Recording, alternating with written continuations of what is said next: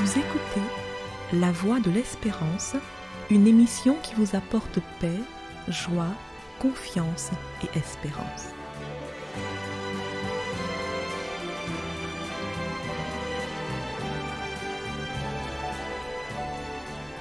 Bonjour la Guyane et bonjour à tous depuis la Guyane. Le monde est sceptique et cela peut se comprendre. On vit dans un monde où le scepticisme règne en maître. Plus personne ne croit en grand-chose. Les dirigeants, les politiciens sont souvent critiqués dans la presse parce que les électeurs sont déçus et deviennent sceptiques. D'ailleurs, beaucoup ne vont même plus voter, disant que cela ne sert plus à rien. Mais il n'y a pas que ce domaine qui est touché par ce phénomène. Le monde religieux est aussi touché par une absence de plus en plus grande des personnes au service religieux. Les gens sont sceptiques et ils ne croient plus ni dans les églises ni en Dieu. Et là aussi, ça peut se comprendre, parce que souvent, très souvent même, il y a des scandales qui impliquent des chrétiens, voire même des dirigeants d'église. Personne n'y échappe, aucune église n'y échappe, et d'une certaine manière, tout le monde est touché et le monde devient de plus en plus sceptique. Il est donc bien difficile de croire au bien dans ce monde. On ne croit plus que le bien existe, que le bon existe. On a du mal à croire. Cela peut se comprendre. Mais concernant le mal, on n'a justement pas trop de mal à croire au mal, parce que le mal nous saute aux yeux, nous saute à la gorge, nous prend aux tripes tous les jours. Prenons l'exemple de cette jeune fille, appelée Louise, de 11 ans, qui a été sauvagement poignardée le 7 février en France. Cette jeune fille, qui sortait de l'école, a été abordée par un jeune homme qui avait l'intention de la racketter pour se calmer après une altercation qu'il a eue lors d'une partie de jeux vidéo en ligne avec un autre joueur. Donc il a abordé cette jeune fille, dit-il, et c'est ce que rapporte le procureur, il a abordé cette jeune fille dans le but de la racketter. Mais il a paniqué lorsque Louise s'est mise à crier. Et en réponse aux cris de Louise, il lui a asséné plusieurs coups de couteau, entraînant sa mort.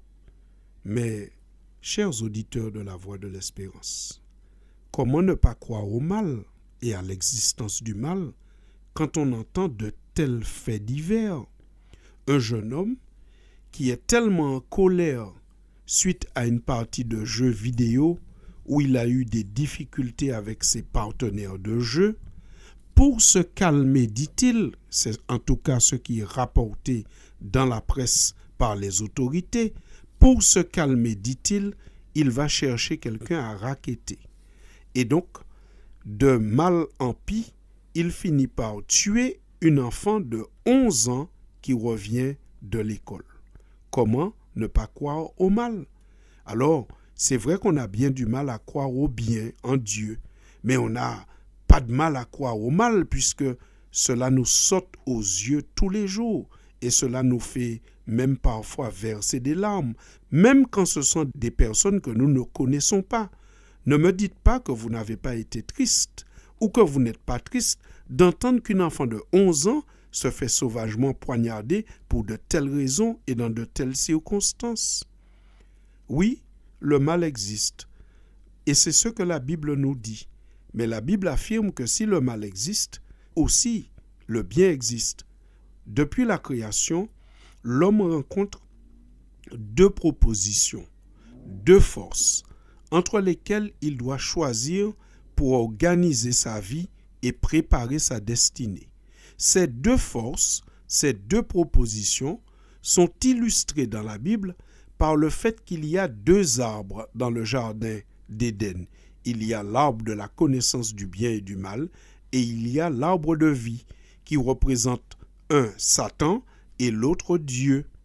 Cette réalité de deux forces qui entourent l'homme et entre lesquelles il doit choisir Josué, qui a écrit un des livres de la Bible, dit au chapitre 24 de ce livre et au verset 15, « Et si vous ne trouvez pas bon de servir l'Éternel, choisissez aujourd'hui qui vous voulez servir, ou les dieux que servaient vos pères au-delà du fleuve, ou les dieux des Amoréens dans le pays desquels vous habitiez, moi et ma maison, nous servirons l'Éternel. » Fin de citation.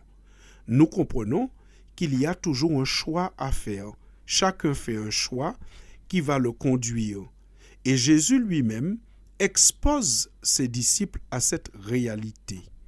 La réalité que Jésus décrit se trouve dans Luc 22 au verset 31. Le Seigneur dit à ses disciples, « Simon, Simon, c'était l'autre nom de Pierre, Simon, Satan vous a réclamé pour vous cribler comme le froment. Mais moi, j'ai prié pour toi, afin que ta foi ne défaille point, et toi, quand tu seras converti, affermis tes frères. » Fin de citation.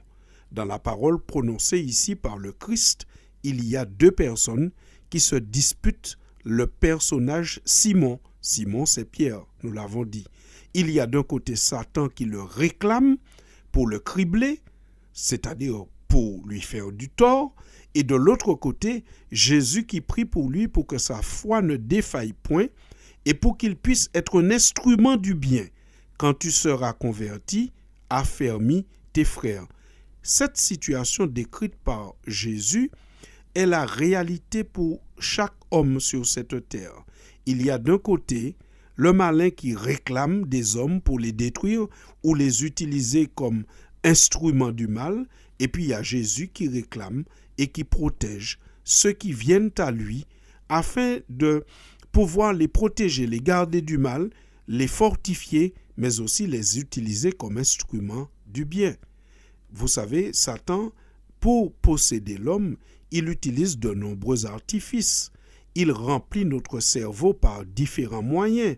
Il suscite notre colère, notre amertume, notre malaise par différents événements. Et encore une fois, se posera la question, nous en sommes sûrs dans les jours à venir, de l'impact des jeux vidéo sur le cerveau des jeunes. Nous avons entendu que le jeune meurtrier était un joueur intensif. Il jouait beaucoup aux jeux vidéo. Et par conséquent, on pourra se demander quelles sont les conséquences de ces longues minutes passées exposées à un écran et à des jeux où parfois il y a de la violence. Mais Jésus nous dit une chose, dans Luc 16 au verset 13, « Aucun serviteur ne peut servir deux maîtres. Ou bien il haïra l'un et aimera l'autre, ou bien il s'attachera à l'un et méprisera l'autre. Vous ne pouvez servir deux maîtres en même temps, dit le Seigneur. » Fin de citation. Par conséquent, arrivant à la fin de notre chronique, nous rappelons qu'il y a deux. Oui, si le mal existe, forcément, le bien existe. Le mal, c'est l'absence du bien qui dégénère. Le bien existe. Pourquoi le mal est-il si répandu et nous y croyons plus facilement parce que nous le voyons? Eh bien, tout simplement, c'est parce que le bien est de plus en plus absent de notre société. La parole de Dieu, la prière, la foi en Dieu est de plus en plus écartée de la société. Donc le mal s'installe, se développe et envahit la société. Oui, il y a deux choix possibles au moins. Donc par conséquent, chers auditeurs de la Voix de l'Espérance, soyons-nous en réflexion et posons-nous cette question: quel est le camp que nous avons choisi? Et de quoi nous remplissons-nous au quotidien? Et par quoi sommes-nous remplis au quotidien? Il y a deux, mais il y a un seul qui mène à la vie éternelle et à l'épanouissement de la société. C'est le bien, c'est Dieu, c'est l'Évangile. Que Dieu donc nous aide à faire le bon choix et à dire comme Josué: moi et ma famille, nous servirons l'Éternel. Sur ce, je vous remercie pour votre écoute, vous souhaite une bonne semaine et vous dis à très bientôt pour une prochaine édition. Et nous restons tous en prière pour la famille de Louise, une famille certainement meurtrie qui a besoin de nos prières. À bientôt. chers auditeurs. C'était La Voix de l'Espérance, une émission préparée par l'Église adventiste du 7e jour. Si vous désirez avoir une copie de la causerie d'aujourd'hui, demandez-la. Elle vous sera donnée gracieusement. Écrivez à La Voix de l'Espérance, boîte postale 169 97 324, Cayenne, CEDEX, ou téléphonez au 0594 25 64 26. Merci chers auditeurs et à bientôt.